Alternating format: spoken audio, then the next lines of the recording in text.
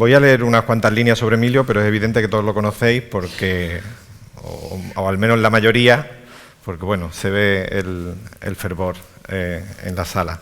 Emilio Morenati lleva 30 años cubriendo conflictos en zonas como Oriente Medio, Afganistán, Pakistán, Irak o Ucrania, pero también, por supuesto, en una gran variedad de temas de actualidad en España y en el resto de Europa.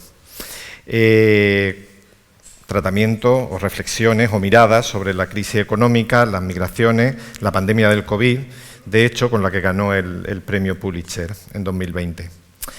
Después de sufrir la amputación de un pie mientras cubría el conflicto de Afganistán en 2009, continúa documentando la actualidad en los distintos puntos del planeta, con especial atención a los más vulnerables, mientras dirige la producción fotográfica de la agencia The Associated Press, tanto en España como en Portugal. Más allá del Pulitzer, que seguramente es lo que suena así, ¿no? con mucho eco, también el año 2022 fue un año fructífero con el premio Mingote, que justo le pilló en Irpin, creo, en Ucrania, ¿no? Cuando te lo comunican. También el premio de periodismo Ciudad de Málaga y el premio internacional Manuel Chávez Nogales, que ya con ese nombre ya tiene cuajo de periodismo. Y, por supuesto, el premio Ortega y Gasset en el 2013. Quiero decir que es una labor absolutamente reconocida y premiada, y quizá por eso estemos, o yo especialmente también esté emocionado de que hoy nos acompañe. Antes de dejarle todo el escenario a Emilio, me gustaría hacerle un brevísimo coloquio, unas cuantas preguntas para situarnos, y después él os va a hablar y nos va a contar, bueno, a raíz de varias proyecciones, todo lo que tiene que ver con su trabajo.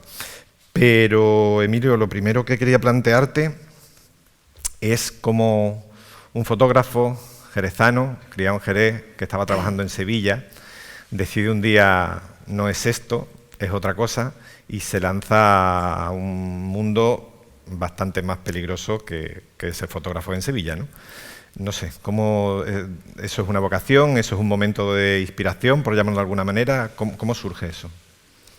Bueno, primero transmitiros mi sensación de estar tan arropado, nunca mejor dicho, tengo derecha e izquierda, no sé. Segundo, bueno, gracias de verdad, muchas gracias por esta acogida. Segundo,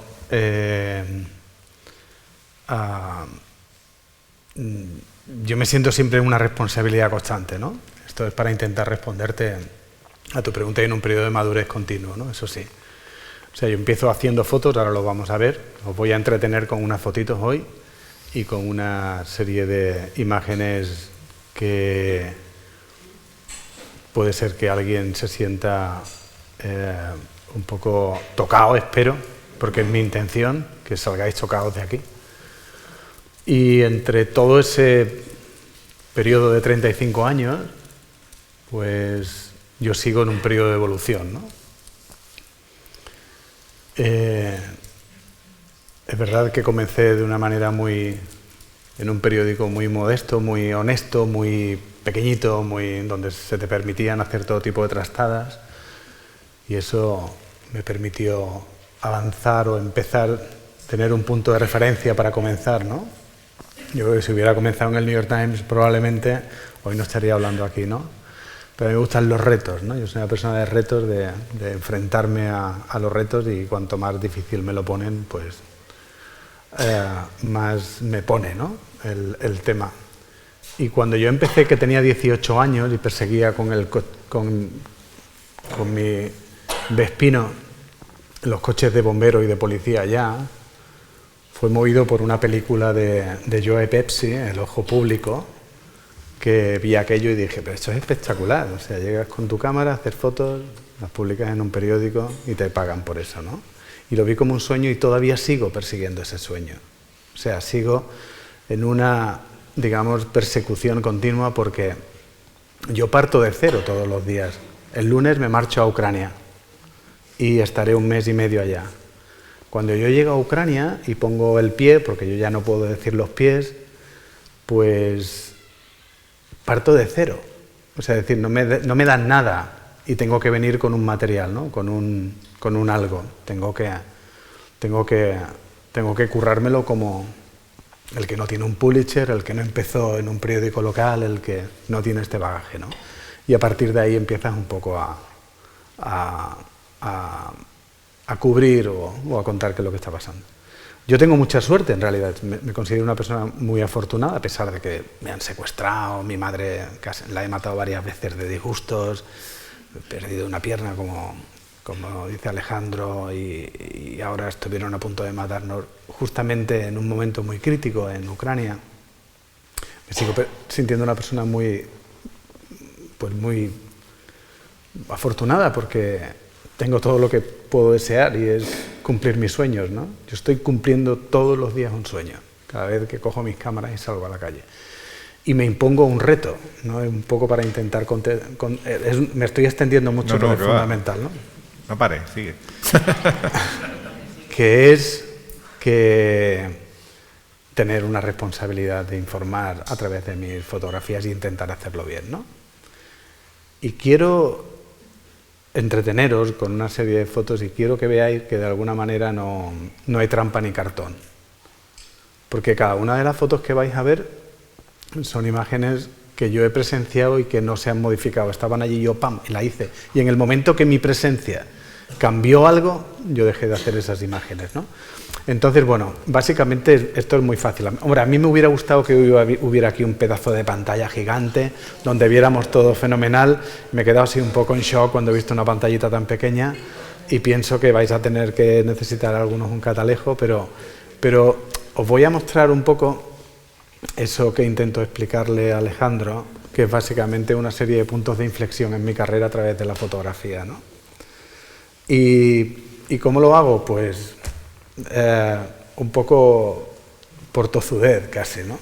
Básicamente. Te voy a preguntar dos cosillas más y ya nos desarrollas tú lo que tenías. Igual estás súper cansado y entonces ya te pido perdón de antemano de que te pregunten sobre el secuestro y sobre el atentado. No es directamente sobre eso, sobre lo que te quiero preguntar, sino es por el post. Cuando cosas así ocurren, el siguiente curro, el siguiente trabajo que te dicen, ahora para allá. ¿Cómo se afronta? ¿Se siente miedo? ¿Se ve desde otro lado ya más experiencia y dice entonces se tiene menos miedo? ¿Cómo se afronta? Quiero decir, incluso para los reporteros de guerra, ¿no? Y los fotógrafos como tú en zona de conflicto, no es común que te pase tanta cosa como te ha ocurrido a ti. ¿Cómo se ve? ¿Qué quiere decir? ¿Que tengo mal fario? No. No, yo me meto hasta la cocina. O sea, luego veremos ahí el episodio de Perejil, que a mí me gusta mucho contarlo, a ver si nos da tiempo. Veréis que me meto hasta la cocina y eso me reporta unos beneficios tremendos. Y pagas unos precios también altísimos, ¿no? Es verdad que tanto va el cántaro o la fuente que al final se termina rompiendo. Muchas veces, me acuerdo que hubo una época que conté las veces que me había ido con las diferentes tropas, 35 países, me fui 60 y tantas veces empotrado con los americanos, con los italianos, con los franceses, con un montón de gente, y claro, siempre, lo más lógico es que si vas muchas veces, el cántaro va muchas veces, termina ocurriendo eso, ¿no? Entonces, bueno, he vivido en el conflicto durante 15 o 17 años, sin parar, viviendo, y obviamente he salvado la vida, pero he fotografiado a mucha gente que ha muerto al lado mía. O sea, es decir, pues, no sé, cae un misil y tú estás allí, pero tú no tienes una cúpula que lo para, ¿no?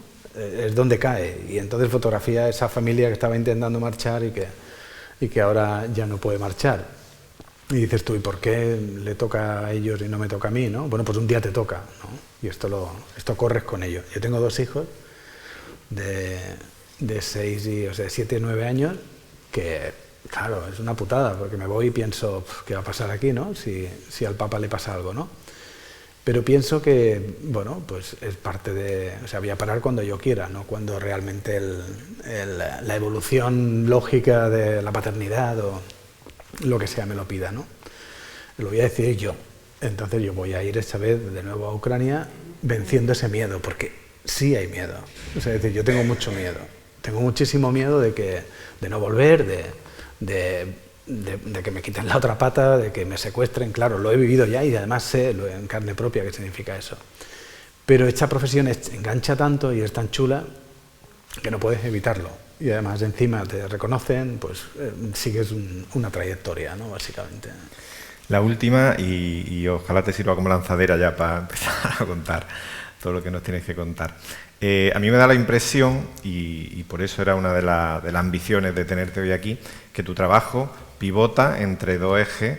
Uno, evidentemente, la información, pero el otro es la fotografía artística. Quiero decir, o por lo menos esa manera de mirar la realidad que no es la común. En ese sentido me parece que tu trabajo se puede parecer al de un novelista o al de un poeta, ¿no? Hay una vocación de trascendencia en esa imagen, que es lo que tú decías ahora, yo espero que os conmueva, que os menee algo. Y la pregunta es, ¿cuándo se sabe? ¿Se sabe cuando uno está delante de una foto importante o eso tiene también una parte de... La foto no te viene, o sea, hay una búsqueda, ¿no? O sea, hay una búsqueda de elementos que se combinan y entonces tú actúas, ¿no? Y hay momentos en los que se dan circunstancias muy concretas que uno sabe que ahí va a pasar algo interesante y hay que estar muy atento a sacarle y exprimirlo bien, ¿no? Entonces yo me he comido muchas fotos y tengo esas fotos en la cabeza que no he podido hacer y me torturan, ¿no? Pero hay otras que sí las he conseguido y sabía que cuando hacía esa búsqueda encontraba esa búsqueda, esa perfección, que no se llama perfección, pero sí, la búsqueda de la perfección, ¿no? Entonces hay muchas fotos aquí que vamos a ver en sitios donde es muy difícil trabajar porque ocurren cosas muy rápidas o porque no puedes estar todo el tiempo que quisieras o porque no se oyen, pero hay bombardeos, hay una serie de cosas que estás ahí un poco medio acojonado y que tienes que actuar rápido. Pero hay unos elementos que se dan y esos elementos cuando consigues agruparlo todo en una foto, en una solo, que es muy difícil, claro, pues entonces se dan imágenes que dicen, joder, has hecho una imagen icónica o de la belleza y tal, ¿no? Y a mí eso me enorgullece muchísimo porque es lo que yo realmente busco, ¿no? Pero para eso exige una concentración, exige una experiencia, exige una serie de cosas que yo me procuro tener y conseguir durante toda esta trayectoria, ¿no? Genial, pues yo estoy muy contento porque mi trabajo casi que ha acabado ya. Bien. O sea, que ahora te dejo a ti, luego ya si eso nos tomamos una caña. Sí. Claro, sí. Bueno, si apagamos las luces para empezar un poco a entrar en materia, yo voy a empezar con una foto que a mí me condicionó mucho. Me gustaría que las luces estuvieran todas apagadas, por favor. Sí. A mí, en principio, me gusta pararme en cada foto, estudiarla, verla, contaros y tal, pero no me da tiempo porque os voy a enseñar 2.000 o 3.000 fotos y quiero, bueno, de alguna manera pasarlo lo antes posible. Me detendré en algunas que han marcado puntos de inflexión, ¿vale? ¿Por qué empiezo con esta? Pues porque esta es la primera persona muerta que yo fotografié, es Manuel Montoliu, en este momento está muriendo, y a mí me mandan a Sevilla en periodo de prueba y yo era un fotógrafo bastante mediocre o malo por entonces, tan malo que me decía, anda que te van a dar el Pulitzer, al final me lo dieron. Y yo sabía que allí, como era tan malo, lo único que me podía salvar era una buena lente y me compré un 302,8 que me costó 400.000 pesetas.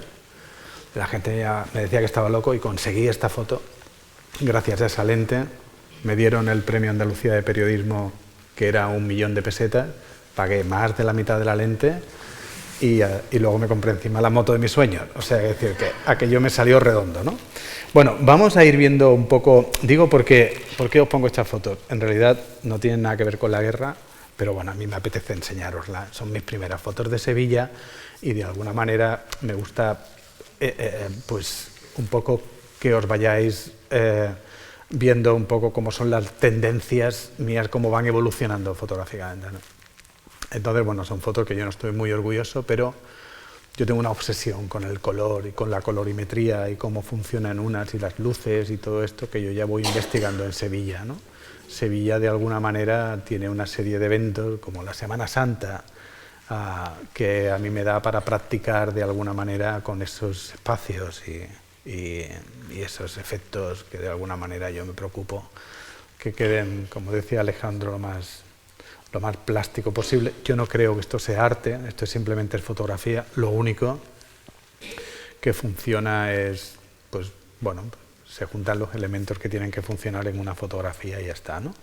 Pero bueno, pasar un poco este apartado, que es un apartado en el que yo, repito, no simplemente lo muestro porque si no alguien me va a preguntar, ¿y no has hecho fotos de la Semana Santa? Pues la muestro para que la gente no me pregunte si hice fotos de Sevilla.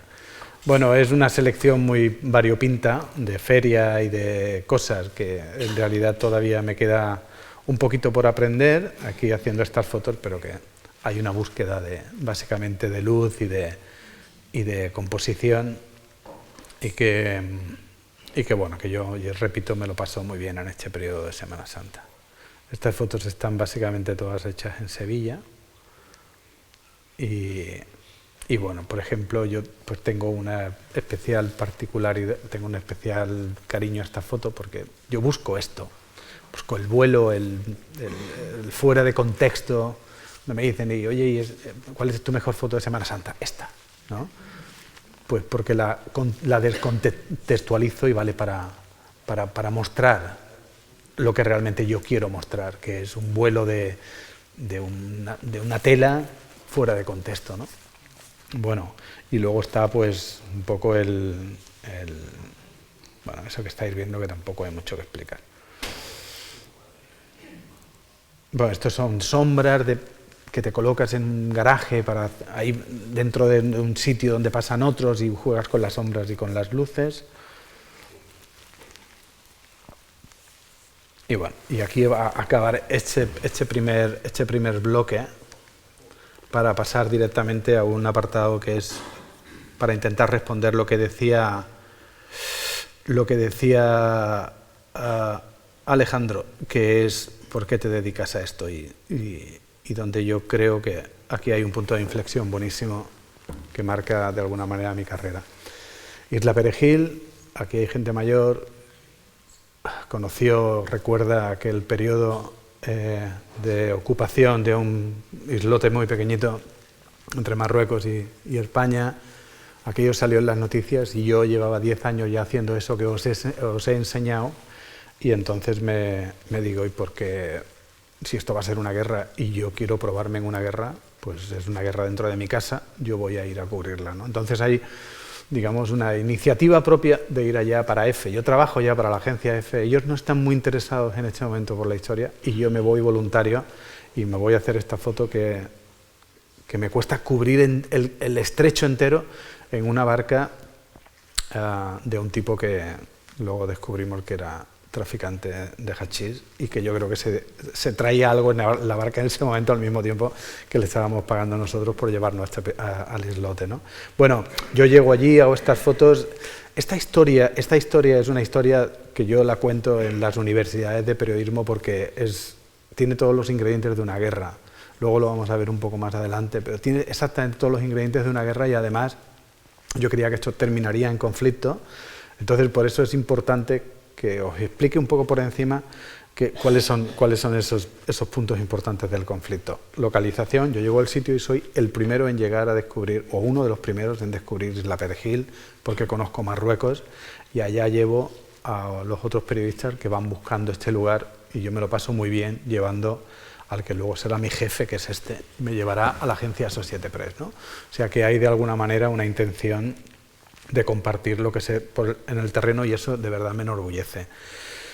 Esta historia del peñón en el que hay un montón de elementos y está el elemento de España que reivindica su autoría o su tal, está Marruecos y luego está esta señora que dice que la isla es de sus cabras, ¿no? Es muy interesante esto porque dar voz a la gente es también un poco conseguir esa perspectiva fuera de lo que es el conflicto, ¿no? Y bueno, y estas fotos las hago con un super tele, súper grande, llamada embajador a consultas, un día entero de espera en la frontera. Es una foto, una chorrada, pero muy importante para contar que los diplomáticos salen de sus países y de los países que representan, en este caso Marruecos, y por lo tanto esto es una escalada de un conflicto, ¿no? tipos que estaban en el Peñón son apresados por la Guardia Civil. También otra foto de un día de espera. Y titulares de una declaración de guerra. La bandera ya ondea en el Peñón. Los legionarios llegan allá y ocupan aquello. Hay una larga espera de los periodistas que tenemos que ir caminando por casi 1 hora y media todos los días para llegar a los puntos donde se pueden enfocar estas superlentes a la zona. Esto que se ve justamente es tomada con teleobjetivos muy grandes, concretamente 600 con duplicador, y bueno, y las manifestaciones que se producen alrededor de la isla con sus publicaciones, sus titulares, el loco de turno, ¿no? El patriota, ¿no? que llega allí, pam, coloca la bandera y directamente es expulsado de la isla, ¿no? Y bueno, esto sirve para ilustrar un poco la operación Bandera, como titula el ABC ese día, o titulares un poco haciendo un alegato entre Gila y aquella guerra. Y toda esta gente que se arremolinan allí un poco pasándoselo súper bien porque era todo un evento lo que pasaba por allí, ¿no? Termina, o sea, se pone fin al conflicto de una manera diplomática. Yo me deprimo porque digo, bueno, todo el esfuerzo que he hecho no vale para lo que yo pensaba que era posicionarme en una guerra. Me alegré de que no hubiera una guerra, pero al mismo tiempo estaba un poco deprimido porque tenía que volver a Sevilla. Y entonces ocurrió que dije, bueno, esto se ha acabado, pero ¿qué pasa con Isla Perejil, no? O sea, es decir, ¿quién va a Isla Perejil? Pues entonces yo decidí, por mi cuenta y riesgo, ir a Isla Perejil, pero no sabía cómo. Entonces lo único que encontré fue una barca hinchable, muy pequeñita, que era una especie de juguete de niños. Y entonces llamé a mi compañero Ramón, que habéis visto con la lente larga, y le dije, oye, he conseguido una Zodiac para ir a Isla Perejil. Y al siguiente día, cuando lo recogí en su hotel, me dijo, ¿y la Zodiac? Y digo, y esta, y era una cajita así, con esta barca justamente, en la que íbamos remando a Isla Perejil. Yo tenía 22 años ahí. Muchas ganas de follón, la verdad. Se nos pinchó la barca, llegamos a Isla Perejil mojados y conseguimos hacer estas fotos con una sola cámara que salvamos y conseguimos un día más de publicación, que fue esta.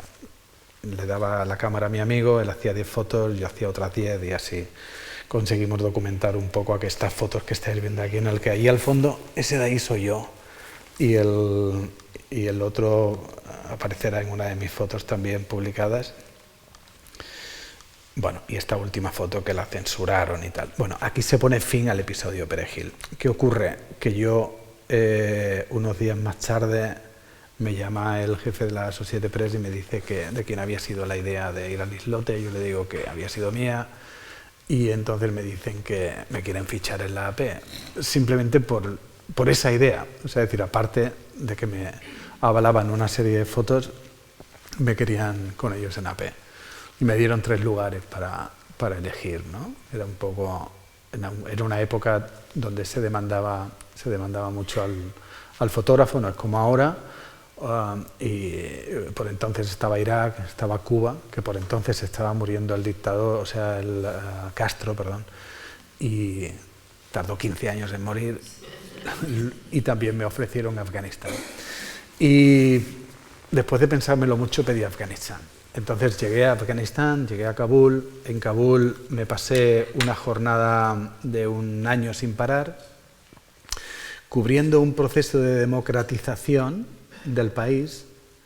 Allá fue muy intenso porque era mi primer,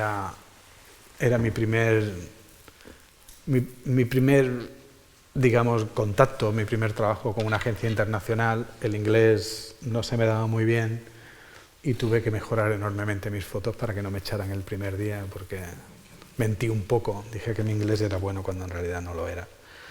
pero lo que era indudable era que, bueno, había todo un escenario por fotografiar y yo me ocupé de que aquellas fotos tuvieran cabida en algo que por entonces todavía no se llevaba mucho, era por entonces el año 2004, que eran la galería de los periódicos de vida diaria, cosas que no son noticias, que son imágenes de la calle donde tú vas con tu cámara, te infiltras un poco para que no te vean, y dentro de esa invisibilidad consigues una serie de imágenes que es como si lo que está ocurriendo no fuera, es decir, no interviniera el fotógrafo, ¿no? Son imágenes que pasan y que también pasarían si no está el fotógrafo, y a mí eso, de alguna manera, hacerlo en Kabul me fascinó, porque yo me iba empotrado con las patrullas y al mismo tiempo hacía este tipo de cosas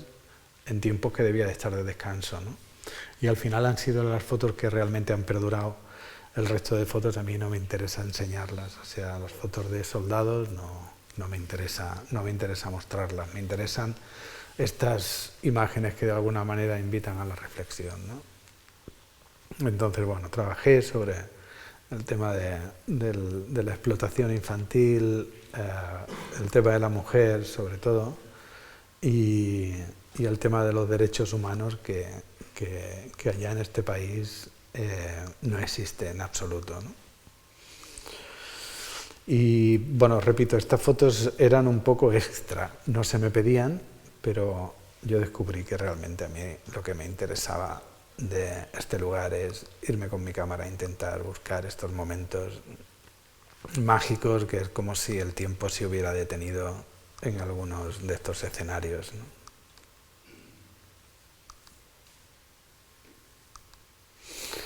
Y después de este periodo, que teóricamente me habían puesto allí de prueba durante un año, yo pensaba que, bueno, mi inglés no había evolucionado mucho porque Afganistán no es el mejor sitio para aprender inglés, y entonces pensé, bueno, o sea, mi inglés sigue siendo un desastre, así que me mandarán para casa, pero no. Por entonces la situación en Oriente Medio estaba súper caliente y decidieron mandarme a Gaza. En Gaza me pasé 2 años y medio. Esta fue una de las primeras imágenes que se hicieron de los misiles saliendo de Gaza hacia el territorio de Israel, y empecé un poco a documentar todo esto ya un poco metido en el conflicto. Hay que tener en cuenta, yo no tenía todavía experiencia en cubrir conflicto, pero los que estaban allí tenían mucha. Así que aquello fue, bueno, una experiencia increíble, una especie de taller de fotografía diario, porque trabajaba con los mejores fotógrafos del mundo en un lugar donde por entonces era la única guerra que había. No había más guerra que la de los israelíes y palestinos. Había guerras olvidadas, obviamente, pero la más mediática de entonces era justamente esta. Y entonces, pues bueno, ahí empecé un poco a iniciarme en eso que engancha luego, o me engancha ya de por vida, que es un poco el drama humano y social que se vive de manera colateral cuando hay un conflicto, ¿no? Por ejemplo, a esta mujer, que era una gran familia, y 2 de sus hijos y su marido aquí acaban de morir por un misil israelí, o las protestas de los que intentaban recuperar sus tierras por culpa del muro de separación entre Israel y Palestina, o bueno, las morgues, que era un sitio donde yo he pasado durante largos periodos fotografiando, ¿no? Esto es una selección breve porque esto era una especie de cobertura diaria, lo que se hacía en Gaza por entonces, y bueno, y eran momentos bastante intensos, la verdad.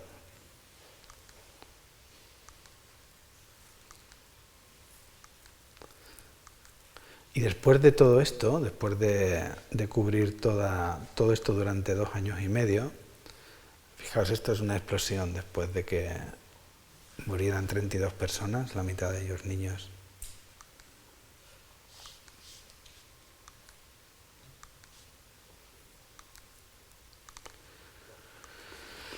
Bueno, y como decía, hay un poco para que os hagáis una idea de cómo fueron esos primeros años.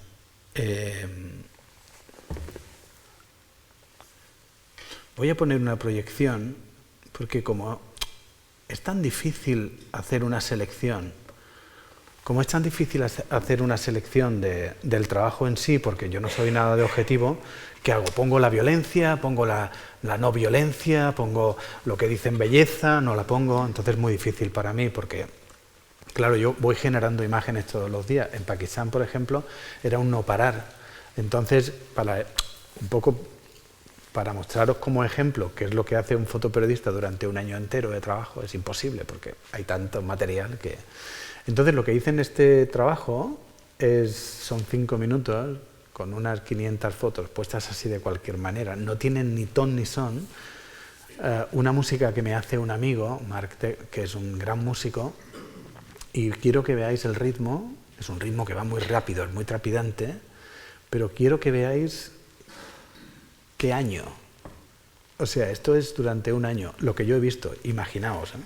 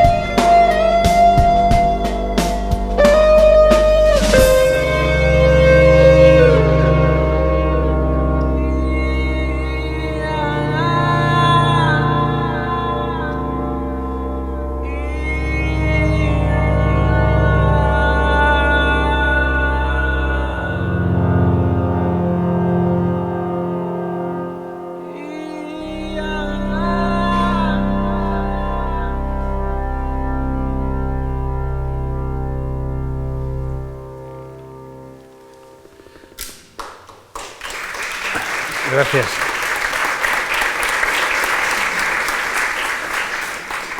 Lo interesante de este trabajo era que teníamos que hacerlo de incógnito, porque buscaban a occidentales. Entonces, cuando alguien me hablaba o me preguntaba esto de...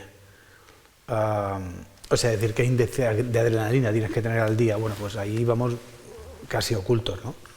Es decir, si nos pillaban como occidentales, pues probablemente nos haría una sharia probablemente bueno, ha habido casos en los que te meten en un campo de refugiados y ya no sales, ¿no? Te meten en una especie de celda y ahí te quedas, ¿no? Por espía, ¿no? Simplemente por... Bueno, básicamente es un poco una locura de proyección, porque son fotos que pasan muy rápido. No me interesa que os quedéis con ninguna, pero creo que quería que vierais el ritmo de trabajo de solamente un año.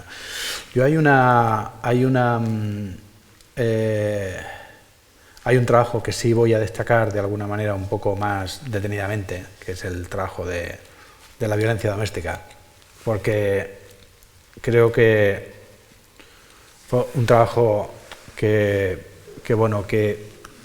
a mí me costó casi 6 meses de trabajo de ir por el país buscando a estas víctimas que de alguna manera me tuvieron la valentía, ¿no?, de ponerse delante de la cámara a pesar de la situación de estigmatización tan tremenda que tenían. Había mujeres como, por ejemplo, pues esta era una universitaria que la localizamos en una universidad de Peshawar, que llevaba unas gafas grandísimas y que después de estar 2 días con ella, un día se quitó las gafas y posó así para mí, ¿no? O sea, es con ese desafío casi, ¿no?, de así me dejaron. Y casos, por ejemplo, no operados, como esta mujer que llevaba años así en su casa y que nos confesó, porque no hablaba conmigo directamente, sino hablaba con mi mujer, porque directamente las mujeres no se pueden dirigir a los hombres y menos a los extranjeros, que llevaba años así sin salir de su casa, ¿no? Nadie había visto, o esta persona, o esta mujer que aquí tiene 18 años y que fue quemada cuando era una niña y llevaba 11 años en su casa básicamente sin salir. Se quedó ciega y ahí está, ¿no?, un poco esperando a ver pasar los días, ¿no? Lo de ver es... Bueno, son casos que fuimos mirando, que fuimos investigando, que descubrimos de alguna manera una fortaleza y al mismo tiempo una desesperación tremenda en cada uno de los casos de estas mujeres, como esta última que nos mostraba de cómo era y cómo la dejó el pretendiente que intentaba casarse con ella, al que ella rechazó, y el otro se tomó la justicia por su mano rociándole ácido a la cara y al resto del cuerpo. Justamente después de tomar estas fotos, en un empotramiento con las tropas americanas, nos atacaron, nos emboscaron, plantaron una mina en el suelo de 180 kilos y nuestro convoy salió volando por los aires, y aquello marcó un punto de inflexión porque perdí la pierna. Y entonces, pues ahí yo pensé, ya está, se acabó todo. Estaba en un buen momento, acababa de ganar el premio al mejor fotógrafo del año en los Estados Unidos. Y pensé, bueno, pues voy a mejorar mi inglés ya de una vez, ¿no? Así que me apunté a hacer un máster en Londres y en el último año, durante mi recuperación, que seguía haciendo fotos, pero dedicado al máster básicamente, me propusieron hacer un trabajo sobre el tema de las consecuencias de la guerra en primera persona. Y yo no soy yo no me siento un periodista de primera persona, pero aquí hice una excepción. Y entonces hice un trabajo que era un trabajo académico, pero finalmente documentado en 10 minutos de vídeo de algo que yo vi durante el tiempo aquel que estuve viviendo en Afganistán, el tiempo que estuve empotrado con aquellos soldados que fueron semanas y semanas, y el tiempo que me recuperaba en Washington. En Washington pasé 6 meses y entonces ahí me dio tiempo a pensar en muchas cosas. hice este documental, que es una cosa privada, pero que a mí me gusta compartir con públicos como ustedes, que de alguna manera además vienen muy a tono con el tema de la guerra que estamos viendo, porque de alguna manera es mi visión particular, pero vivida en primera persona, que me condicionará ya durante toda mi vida, posicionándome en el apartado de los vulnerables, y que de alguna manera aquí hago una pequeña reflexión utilizando una serie de secuencias de mi propia cámara en guerra y una serie de fotografías que yo hago durante los empotramientos.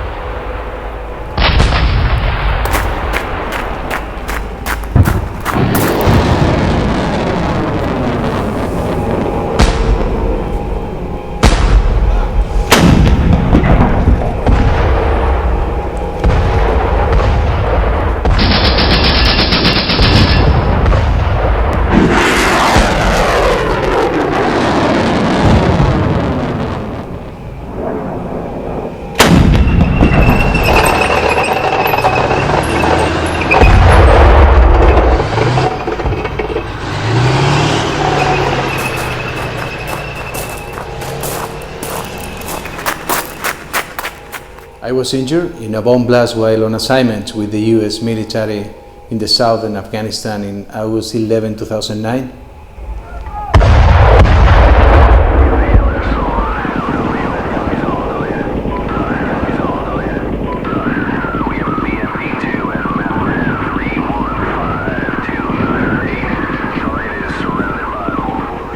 One of my legs was gone, and a few soldiers were also seriously wounded. The evacuation was dramatic. Some of the scenes were very familiar to me because I had to cover this kind of evacuation several times before. The difference this time was that I was among the victims.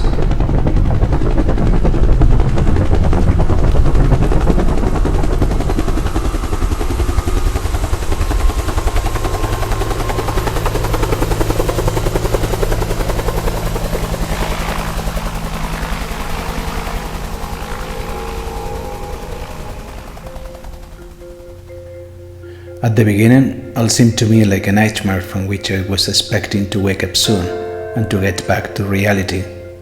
I think the morphine and drugs, the tiredness and the huge pain made me not to be aware that my whole life had changed forever. I realized that later, after a couple years. I was convinced that I would recover my mobility soon, though I knew I still have a long way to go. I started my rehab at the Walter Reed Military Hospital in Washington, probably one of the best rehabilitation centers in the world. There, working out next to soldiers wounded in combat, I discovered how tough those guys are. I never heard any complaint or sign of pain from any of them, and I also discovered how complicated to choose a proper food is when you can choose from dozens of different models. At the end, you can collect several foods just for walking, running, swimming, skating, hiking, biking, a luxury available to very few.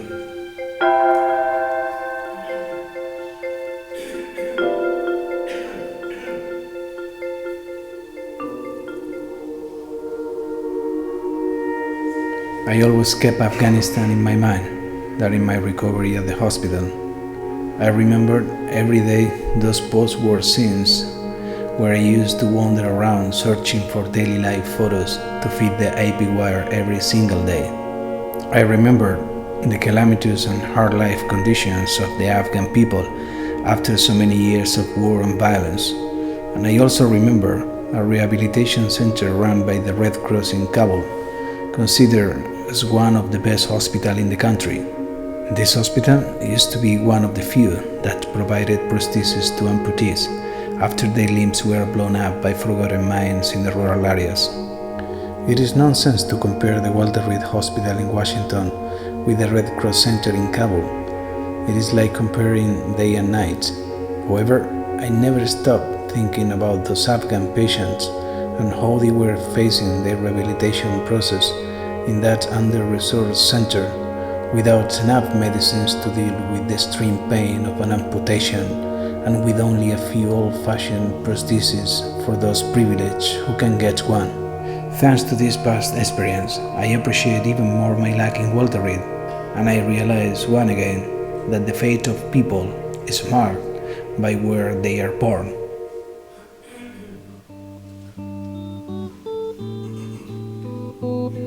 Most of the time, especially at the beginning, I had to decide whether to concentrate on my own rehab or documenting what I was watching around, because it was difficult to focus on both things at the same time.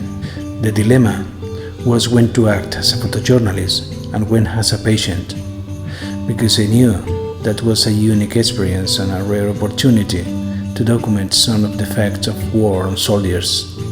I started using my camera as part of my own therapy a few months later.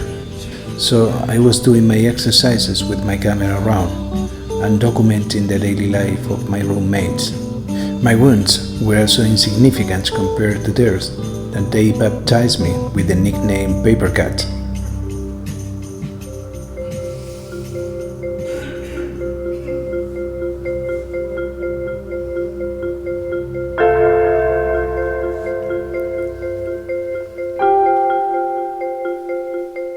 From day one, I just always wanted to get back to doing what I used to do and just getting back to being normal.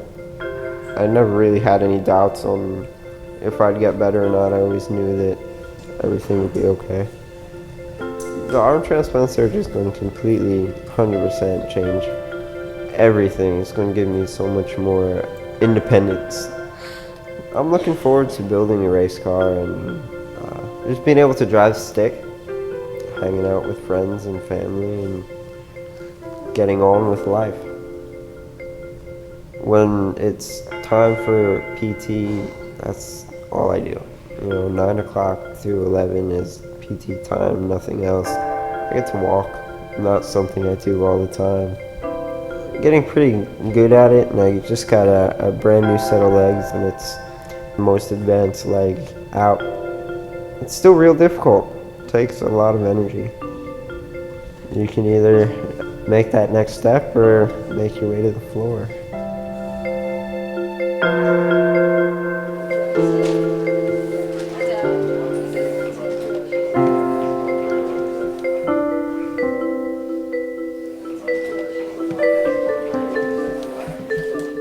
All of a sudden there's just a massive boom. I was thrown to the ground, a lot of dust, so I just immediately called for the medics. I tilted my head backwards so that I wouldn't look down at my legs. I'm pretty squeamish actually. I can't even do little needles, so I didn't want to look at anything. But I reached down with my hands and my legs were pretty messed up. So I called out to the medics, say, my legs are gone, I need some help. I was in Afghanistan and I almost died. So the decisions of our lawmakers, of our government, they affect people. I'm just a kid from Georgia, but it affects people. Whether we stay there for 5 more years or no more days, everyone flies home tomorrow, it only affects those in the military and those in their family.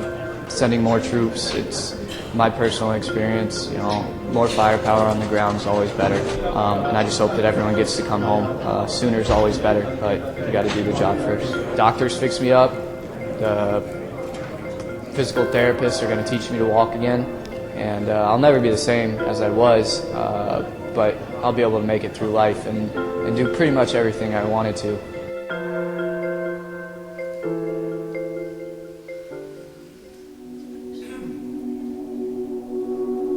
I have been searching an end to this story for a very long time, as I have struggled to find a way to wrap up the images and experience I have tried to show in this slideshow. But finally, I had to come to terms with the fact that this story, just like the story of the war I was supposed to be covering, has no end. Because the war is still going on, and any attempt to pretend it is finished would be far from reality. The Afghan people will keep paying the price of war, violence and devastation for a long time to come, as they have been doing for over the past 3 decades. And for some people, just like for myself, the scars of war will persist forever in their minds and bodies as a reminder of the wars of human nature.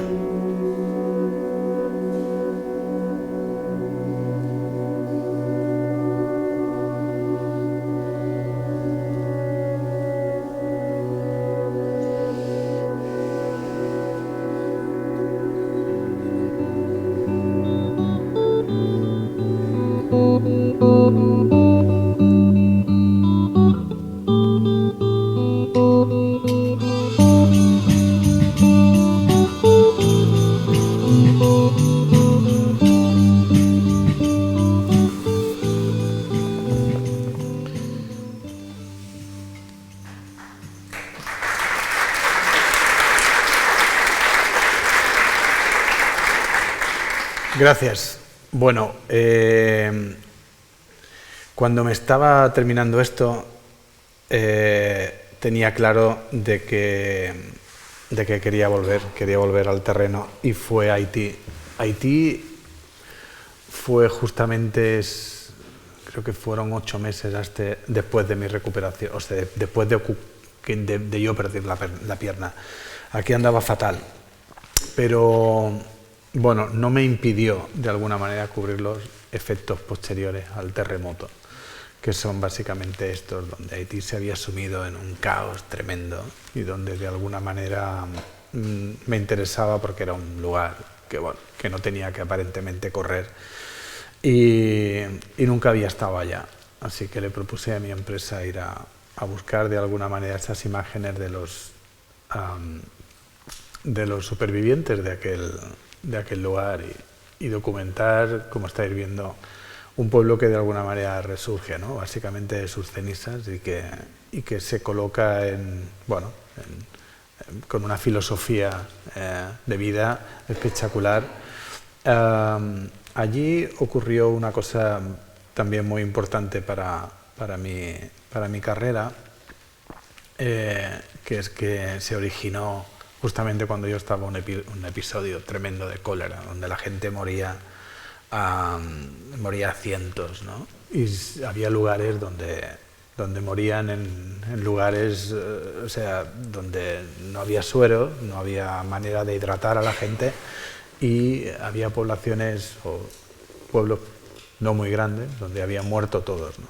Entonces yo me dirigí a uno de estos lugares en el norte y documenté una serie de imágenes que fueron básicamente estas que estáis viendo, de gente que está esperando en un hospital donde ya no hay médicos, porque también han muerto al lado de muertos, donde realmente hay gente que básicamente está esperando su sentencia de muerte, ¿no?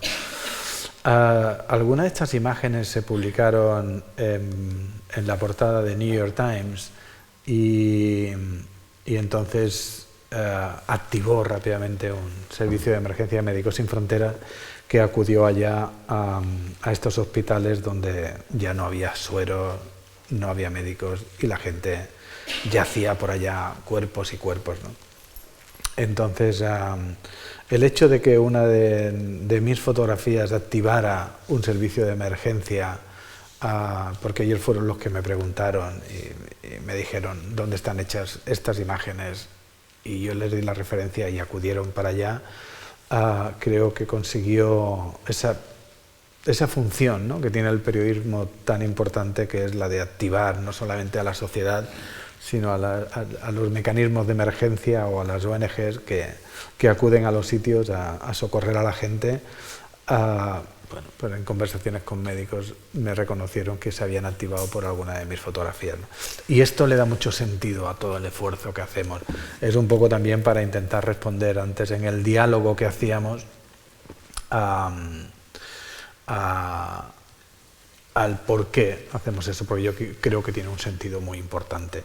Voy a pasar una serie de fotografías que son también importantes, bueno, porque forman parte de todo un periodo que yo lo tomo como un periodo de recuperación, de volver un poco al conflicto, que es el conflicto catalán, ¿no? El tema del procés, donde bueno, eso se une también a un montón de protestas y de efervescencia social de todo tipo, que da también un poco para documentar digamos, el conflicto enfrente de tu casa. O sea, es decir, estas fotos están hechas muy cerca del sitio donde yo vivo en Barcelona y son pues, bueno, momentos de protestas que han terminado de una manera muy violenta y que bueno, han servido también para ilustrar periódicos o portadas de periódicos internacionales. El procés, yo no me atrevería a decir que fue un movimiento violento, ni mucho menos, porque la violencia era un poco pues, el mobiliario urbano, el activismo y tal. No hubo muertos, no era un sitio donde te jugaras el pellejo cubriéndolo, te podía dar un pelotazo o te podía tal, pero no era tal. Quería destacar un poco estas fotos porque bueno, son parte de la historia de nuestro país. Estos son también protestas de los mineros en el norte y repito, mucha efervescencia social y mucho movimiento de protesta que coincidió también con la subida de los alimentos en el 2008 y la crisis económica producto de la burbuja inmobiliaria que bueno, terminó con muchas ocupaciones en lugares públicos y tal, ¿no? O sea, yo la verdad que era una pasada cubrir esto y luego ir a tu casa a hacer una vida normal, ¿no? Era un poco esto que también hacíamos en el Oriente Medio, en Jerusalén. En Jerusalén había atentados y luego esa noche nos íbamos a tomar cervezas, ¿no? Pero es un poco así, esa desconexión que tiene que hacer de alguna manera para volver al día siguiente a volver a cubrir un nuevo episodio de violencia o de lo que sea, ¿no?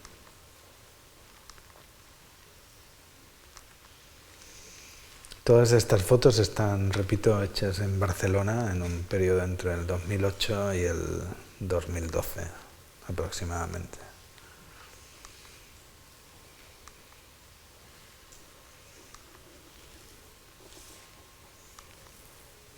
Este es el centro de Barcelona.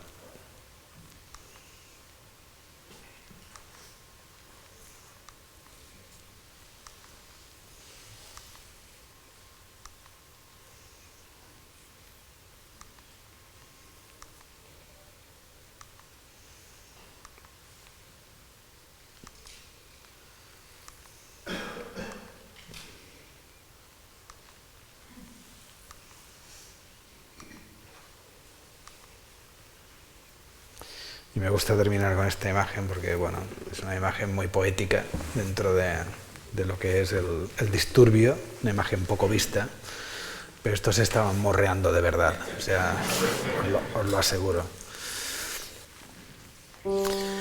Vale, esta es una selección básicamente del Pulitzer, donde son mis fotos de Barcelona, en otro periodo, como veis, totalmente diferente al que os he enseñado.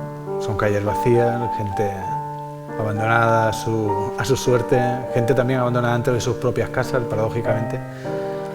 Gente que se pasó la pandemia básicamente confinados, pero de verdad, no como esas familias que de alguna manera, no digo que estuvieran encantados, pero era otro tipo de confinamiento, ¿no?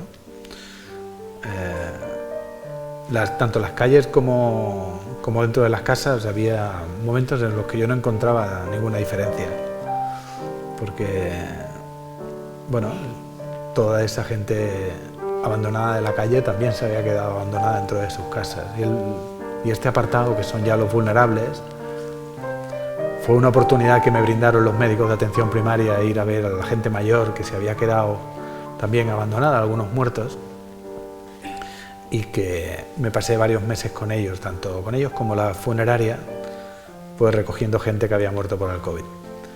Y repito, o sea, la soledad de alguna de esas personas era realmente impactante, porque había momentos en los que te cogían la mano y no te soltaban, no querían que te fueras. Y bueno, esta insistencia hizo que ganara el Pulitzer en el año 2021, a base de enfocar a esa parte de los vulnerables que salían en las noticias, tantos ancianos muertos en las residencias de ancianos, ¿no? Bueno, pues eso era solamente la punta del iceberg. Voy a continuar con el volcán de La Palma, que es un trabajo que también le tengo mucho cariño, porque ocurrió aquí, a unos cuantos de cientos de kilómetros de acá, y que, como veréis, ya aquí incluyo vídeos, incluyo sonido, y hay una compilación de un trabajo un poco más audiovisual, de alguna manera, porque se mezclan mis fotos, pero se mezclan también otro tipo de cosas como son los vídeos, ¿no? Y lo curioso de este trabajo es que no hay personas, o sea, es decir, es el efecto de la naturaleza. Y yo eso como ejercicio nunca lo había hecho antes, entonces nunca me imaginé que cubriría algún día un conflicto, porque esto es como una guerra también, pero sin gente, ¿no? Porque esto es pura zona de exclusión, donde no dejan entrar a nadie, y yo me colaba haciéndome pasar por científico.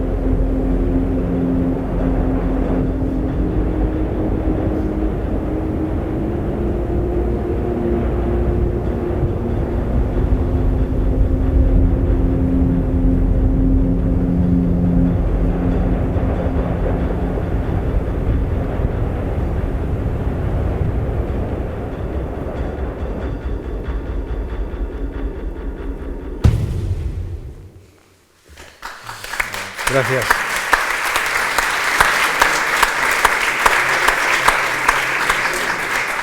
Bueno, os torturo un poco más con Ucrania y acabamos.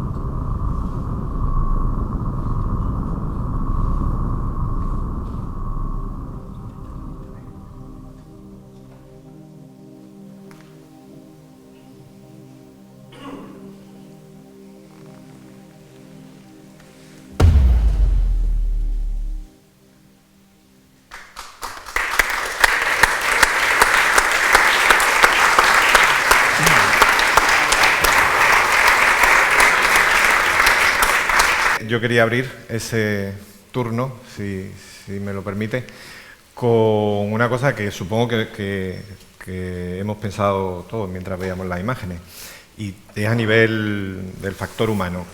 Quiero decir, tú haces esto, trabajas, como decías, no lo de Israel, luego te vas a tomar una cerveza, pero cuando llega el momento de que te duermes, o sea, que te vas a dormir, que piensas en lo que ha pasado en un día así, o en esa fotografía, lo de Pakistán, por ejemplo.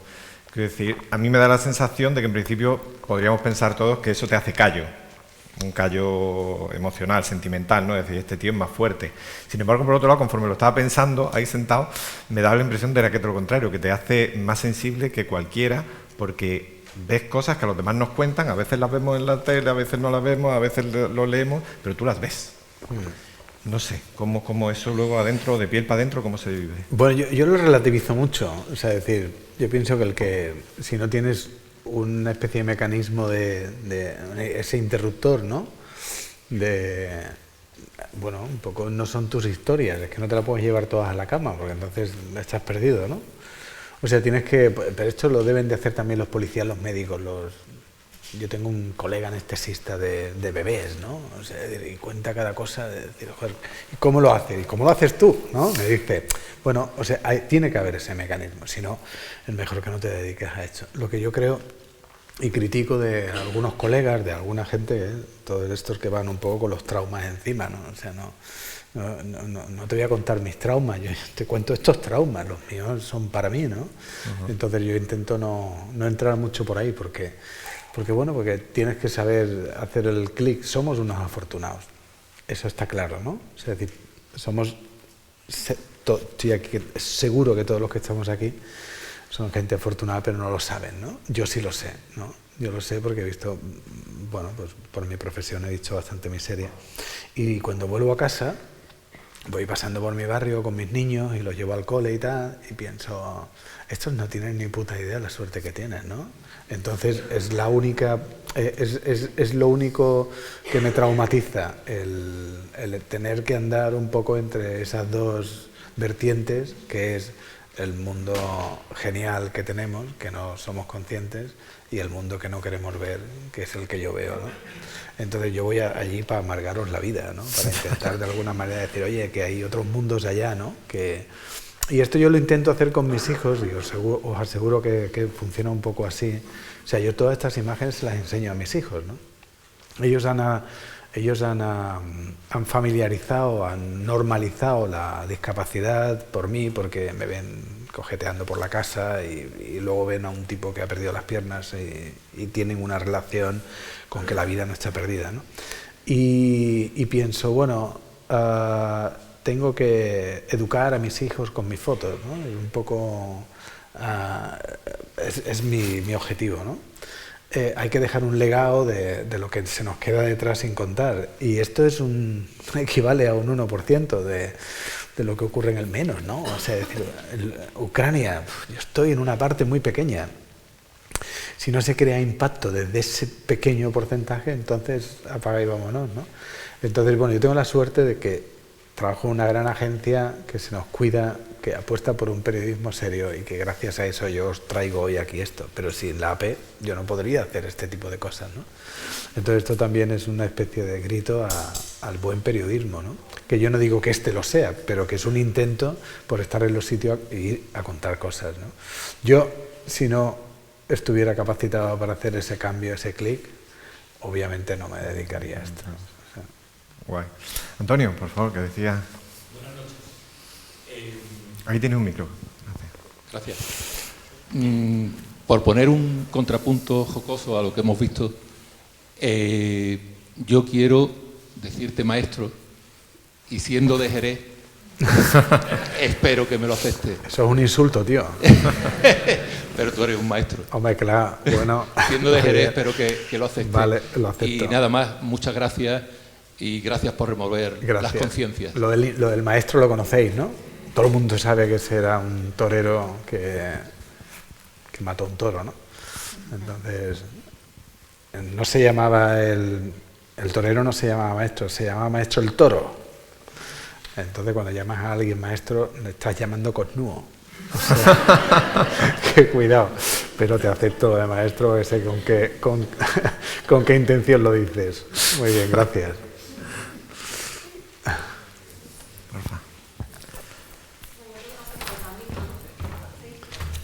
A ver si me hacéis alguna pregunta comprometida, ¿eh? Bueno, pues nada, primero agradecerte que estés aquí desde luego, que has creado una gran expectación. Hay muchos aficionados a la fotografía aquí que han querido verte. Y nada, yo quería preguntarte dos cosas. Primero, desde que empezaste a trabajar en las zonas de conflicto hasta ahora, que ya llevas bastante años, ¿has visto que haya habido un cambio en la manera en la que se desarrolla el trabajo como fotoperiodista? Porque las agencias cambian la manera de trabajar, porque los medios quizás han cambiado el interés un poco sobre destinar más personal o no. Eso por un lado. Y luego he visto, por ejemplo, que en el trabajo de Ucrania el trabajo está más centrado quizás en las consecuencias de la guerra y un poco el éxodo de las personas y demás, y en cambio en otros conflictos pues vemos más lo que es la imagen del conflicto, ¿no? Del bombardeo y demás. Eso, ¿hay otros compañeros de la agencia que, por ejemplo, en Ucrania se encargan de hacer ese tipo de imágenes? ¿O es que este conflicto es diferente y cada uno se aborda de manera diferente? Muy bien, pues primera, o sea, estamos en un momento muy bajo del periodismo, fotoperiodismo, obviamente. Yo conozco colegas que están haciendo un trabajo excelente y no sé, lo estamos comprando las agencias, que son las únicas que compran actualmente. O sea, los medios no compran, compran los grandes medios, ¿no? Y los grandes medios son las grandes agencias como la que yo represento, AP, Reuters, AFP, Getty, ¿no? Y estos no compran por una razón de seguridad, porque temen que esas personas que están ahí trabajando para las agencias, si no están aseguradas y reciben, bueno, pues son heridas o muertas o secuestradas, pues no quieren correr con esos gastos, ¿no? Y entonces, pues eso va en detrimento de, obviamente, de una calidad. No, o sea, es decir, hay una cuestión en el que son los grandes medios los que se están encargando de producir este tipo de informaciones, y eso es muy lamentable, es muy triste, ¿no? Porque yo cuando voy a los sitios, antes iba y me encontraba con los freelance, con gente que trabajaba para periódicos y luego el resto de la agencia, New York Times, Washington Post y todo esto. Pero ahora solamente te encuentras a New York Times y agencias que son 3. Entonces, normalmente somos 4 o 5 fotógrafos los que coincidimos en el terreno. Y esto, claro, va en detrimento, pero es inevitable. Es decir, un desembolso, por ejemplo, de una guerra son, para que os hagáis una idea, o sea, mandar a alguien allá, que en cuestión de seguros y moverte con traductores, con coches blindados, con logística y con gente que sepa también. O sea, es una fortuna, o sea, es una auténtica fortuna. O sea, son miles de euros al día, lo que significaría para un tipo bien, con buenas condiciones, trabajar allí. Luego hay freelance que van un poco a su aire, ¿no? Y se están jugando el pellejo y no están consiguiendo colar ninguna de sus fotos en ningún sitio. Lo hacen a posteriori, es decir, salen de allá, aseguran que ya no están en el peligro y entonces consiguen colocar algo en semanales o algo así, pero ni siquiera consiguen recuperar el dinero del avión. O sea, es así, no consiguen sacar más de 2.000 euros en una cobertura en Ucrania de 15 días, por ejemplo, cuando yo creo que una de estas personas se gasta al menos 300 euros al día en estar allá. O sea, es decir, claro, no hay... ¿Quién financia esto? Ya no hay medios que financien, porque está la agencia, afortunado o desafortunadamente. Yo trabajo en una gran agencia y tenemos un montón de gente trabajando en los sitios porque se lo pueden permitir. Y la agencia te da el servicio que te daba antes una serie de periodistas freelance, ¿no? Y entonces ahora dicen, bueno, si está la agencia, pues tiramos de agencia, ¿no? Entonces los que vamos quedando sobre el terreno son las grandes agencias. Entonces hay que... Por eso de alguna manera es una presión, hay que hacerlo muy bien, pero no podemos asumir lo mal que va todo diciendo, bueno, o sea, yo me siento muy privilegiado porque voy a estos sitios representando a una de las mayores agencias del mundo, pero veo que está todo muy deteriorado y es una putada. Sí, sí. Lo otro que decías... que he visto la imagen Sí.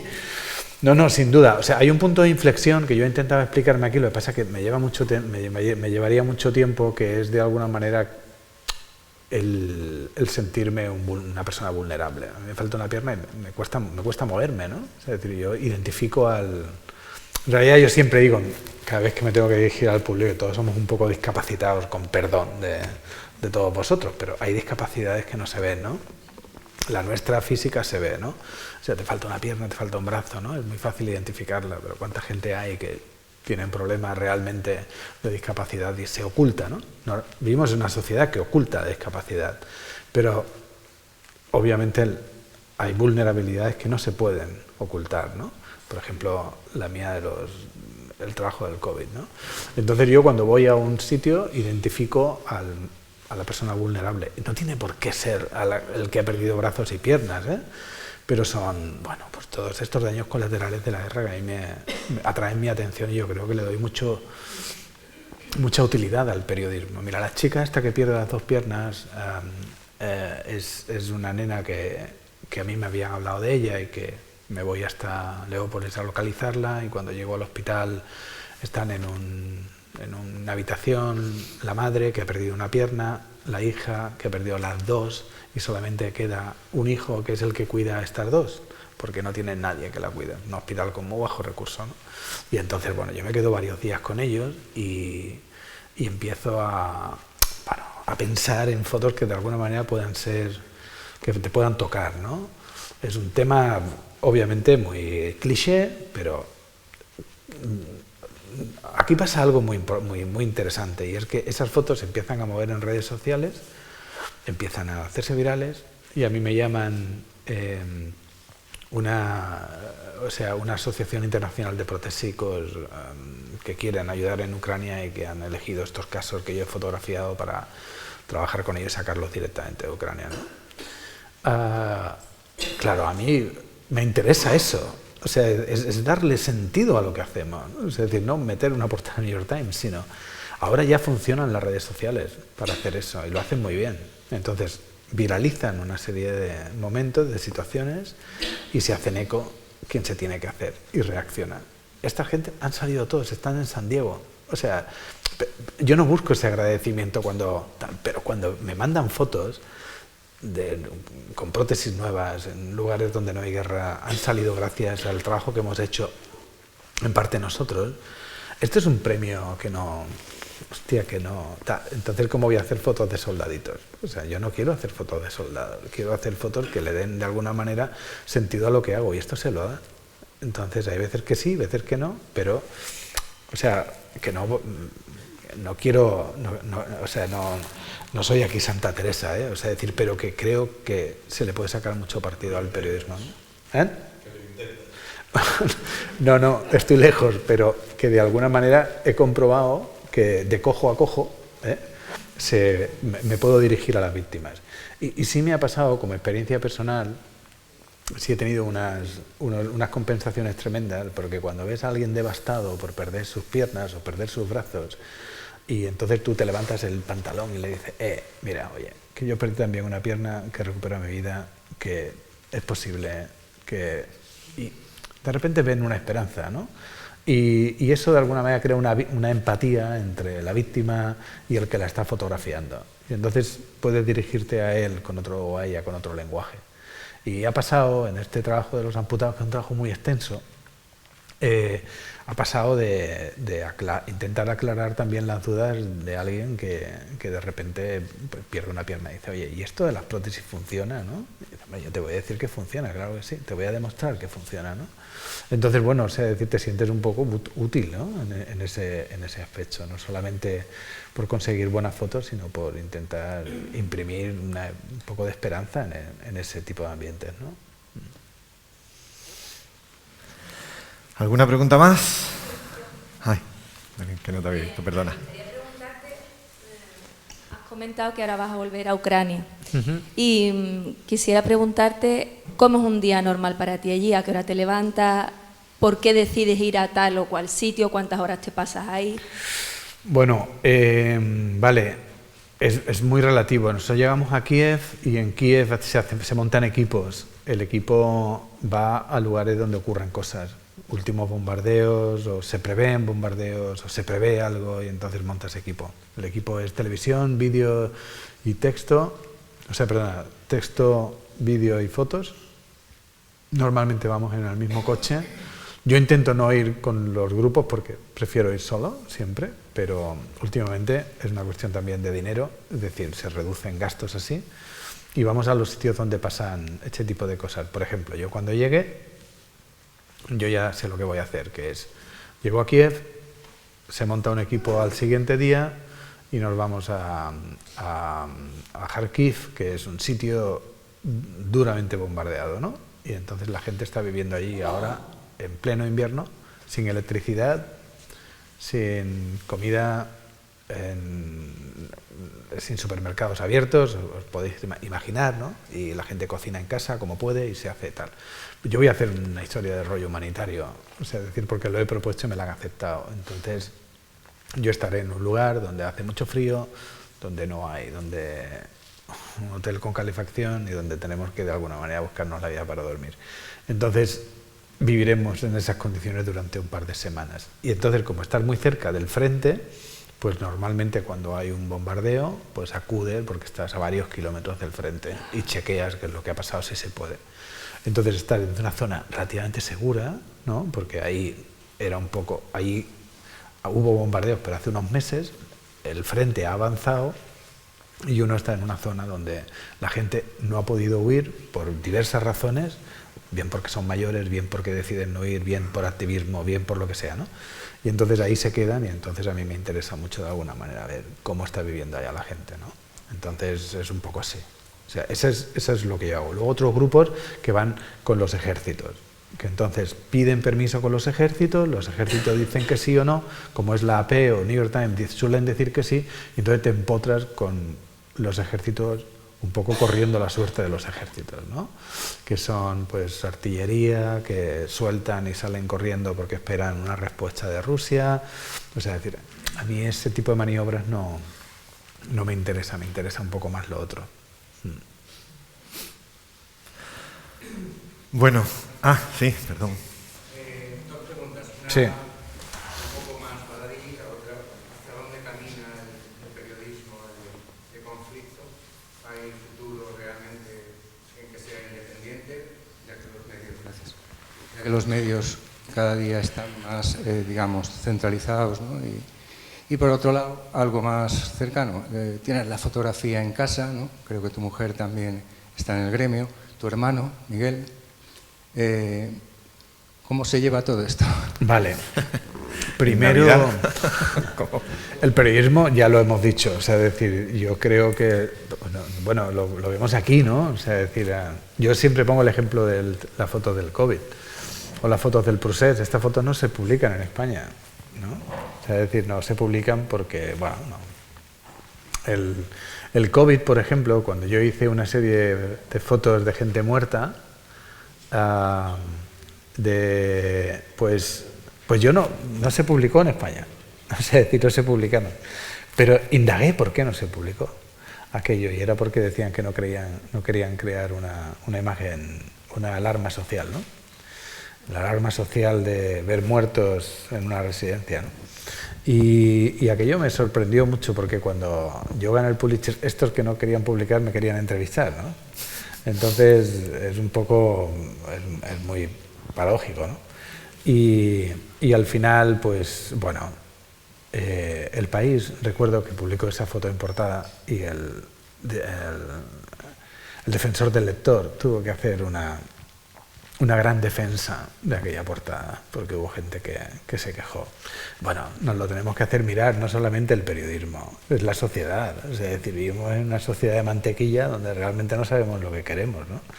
Es decir, os gustan ver muertos. Es que no se trata de ver muertos o no, se trata de ver la realidad, ¿no?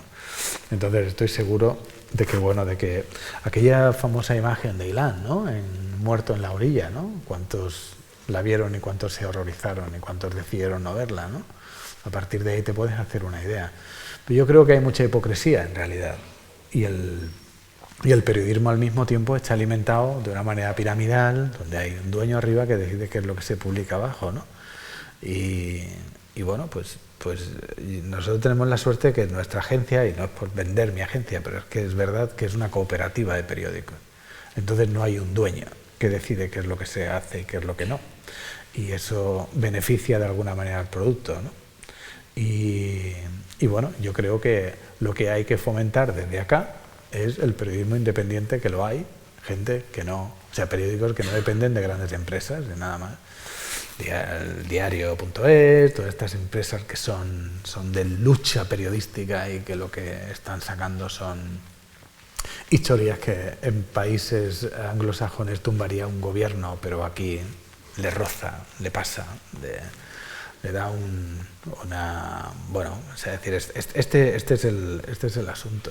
O sea, decir, el periodismo, yo creo que actualmente aquí se ha polarizado tanto hacia el tema político, que actualmente ya ha perdido fuelle, o sea, pero porque está muy politizado. Este es el gran problema que tiene el periodismo acá, ¿no? Y no hay separación de poderes, entonces todo está en lo mismo. Lo que decías, la otra pregunta era la familia.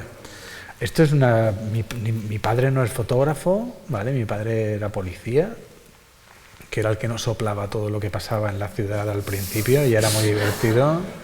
Porque mi hermano trabajaba en un periódico, había dos periódicos en Jerez, uno el Guadalete, que era tan modesto y tan malo, no me gusta decir malo, pero que le llamaban el Guarralete, y luego estaba el Diario de Jerez. Entonces mi hermano empezó a trabajar en el Guadalete, y cuando se fue, yo dije, hostia, esta es una gran oportunidad para mí, ¿no? Porque yo estaba estudiando alineación y no me interesaba nada lo que estaba estudiando en ese momento, y dije, pues yo creo que puedo coger el hueco que ha dejado mi hermano, pero yo no era fotógrafo, no había estudiado, no tenía ni puta idea de fotografía. O sea, es decir, mi hermano me dio unas clases y ahí empecé un poco a hacer fotos al tuntún.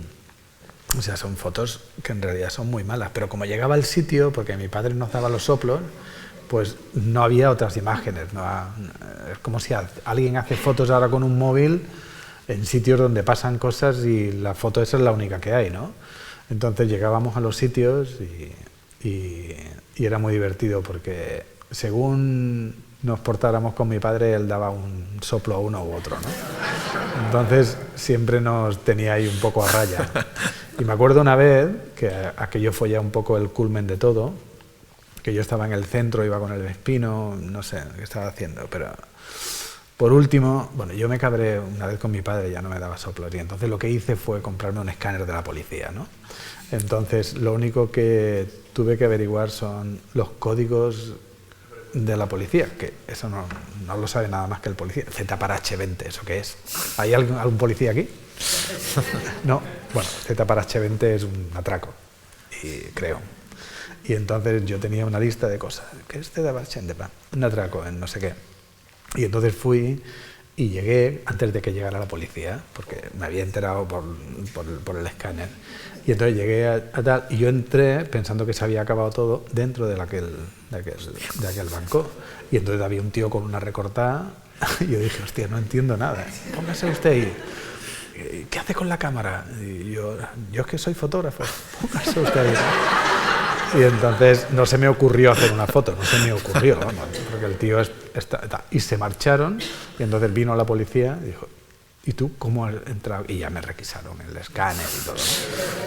Pero bueno, o sea, un poco es el follón, o sea, es decir, buscas esa vida que de alguna manera sí tal. Yo busqué ese hueco, mi hermano seguíamos en paralelo allá y luego ocurrió la Expo 92 y ya pasamos a Sevilla, ¿no? Pero era un periodo muy bonito en el que un fotógrafo, o sea, en el que no había fotógrafos, el fotógrafo era el fotógrafo, ¿no? Y trabajábamos en blanco y negro con el laboratorio, lo llevábamos a todos sitios y era otro rollo, era una alquimia, era una cosa muy romántica comparado con lo de ahora, ¿no? Y nosotros tuvimos la suerte de empezar en aquella época. Bueno, sí. Yo te conocí en el 92 y me parece que ya eras sumamente inquieto porque te veo exactamente igual. Sí.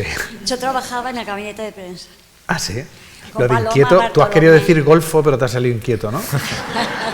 Sí, sí. Más o menos, porque se me olvidaron muchos nombres, pero el tuyo nunca. Vale.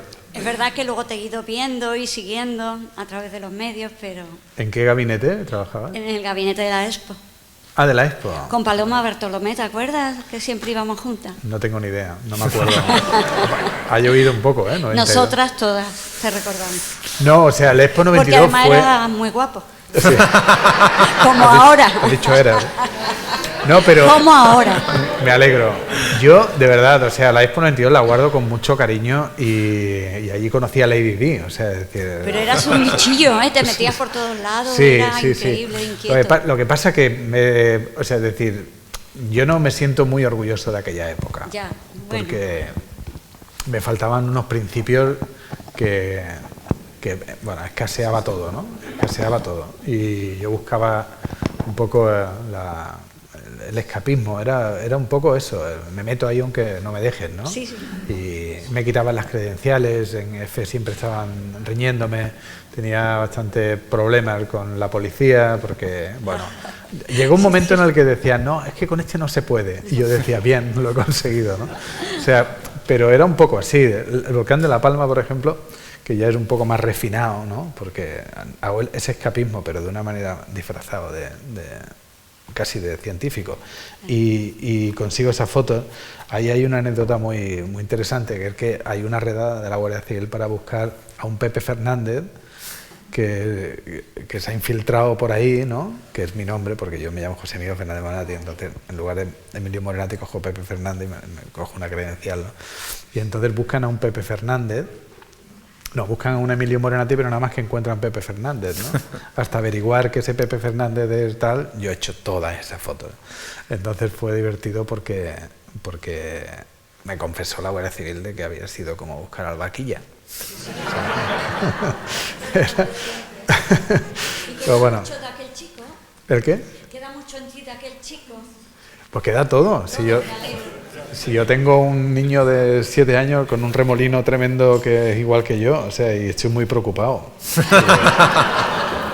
Estoy preocupadísimo porque le veo cosas que digo, madre mía, tío, ojalá no... Sí, sí. Bueno, toma, te agradezco mucho eso. Gracias. Muchas gracias. A través de tu fotografía, efectivamente, hay una concienciación, lo de Haití que has comentado y todo eso. En este próximo viaje que vas allá a Ucrania, y por tu experiencia en la guerra, ¿cuándo crees tú que puede acabar este conflicto? Yo no soy, en ese aspecto sí que no puedo responder. Pues yo no sabía... yo perdí la apuesta de la invasión. Por esta fecha yo estaba ya en Ucrania el año pasado. Yo llegué el 1 de febrero y me dijeron mis jefes, oye, tienes que asentarte allá y empezar un poco a ver cómo vamos a cubrir esto, si esto ocurre y tal. Y nos cogió en bragas, se lo decía Alejandro cuando veníamos para acá, nos cogió totalmente en bragas. O sea, es decir, nos echaron de los hoteles aquella noche porque los tanques estaban a 60 kilómetros de Kiev. Y perdimos la apuesta una serie de noches antes de decir, oye, van a entrar. No, hombre, tío, ¿cómo van a entrar? Esto es de locos, ¿no? Van a entrar. Perdimos la apuesta. Es decir, yo ya no hago más apuestas porque aquella la perdí y voy un poco pensando que puede ocurrir cualquier cosa. A mí me da miedo una escalada, eso sí.